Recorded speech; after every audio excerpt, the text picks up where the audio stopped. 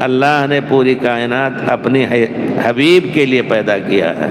وضاحت کر دیں، آپ ایک خبر دے رہے ہیں، یہ خبر جھوٹی ہے۔ آپ بتا رہے ہیں ہمیں کہ اللہ نے پوری کائنات اپنے حبیب کے لیے پیدا کیا ہے، یہ صحیح نہیں ہے۔ اللہ نے پوری کائنات کو اپنی عبادت کے لیے پیدا کیا۔ وَمَا خَلَقْتُ الْجِنَّ وَالْإِنسَ إِلَّا لِيَعْبُدُونَ، جنوں اور انسانوں کو صرف اپنی عبادت کے لیے پیدا کیا ہے۔ اسی طرح وَإِن مِّن شَيْءٍ إِلَّا يُسَبِّحُ بِحَمْدِهِ، دنیا کی کوئی چیز بھی ہے، آسمان کی کوئی چیز ہے، وہ اللہ کی تسبیح بیان فرماتے ہیں۔ رہ گئی بات کہ یہ ایک جھوٹی حدیث ہے جس کو مشہور کیا ہے لوگوں نے، پیارے رسول کے اوپر منسوب کی گئی ہے۔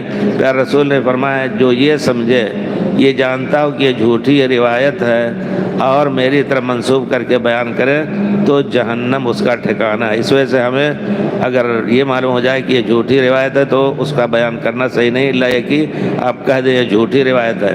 حدیث بیان بنائی ہے لوگوں نے، گھڑی ہے، لولاک لما خلقت الافلاک، اے پیارے رسول آپ نہ ہوتے تو میں یہ آسمان پیدا ہی نہیں کرتا، یعنی آسمان و زمین۔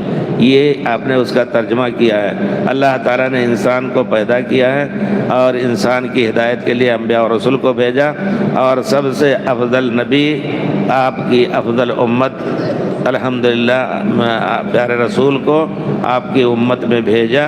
لیکن یہ کہ دنیا آپ کے لیے پیدا کی گئی ہے، یہ ایسی بات ہے جو اللہ کی طرف سے اگر ہوتی تو سب کو کہا جائے، سب اس کو سب ایمان لانا ان کا ضروری تھا، لیکن یہ چیز غلط ہے یہ کہنا۔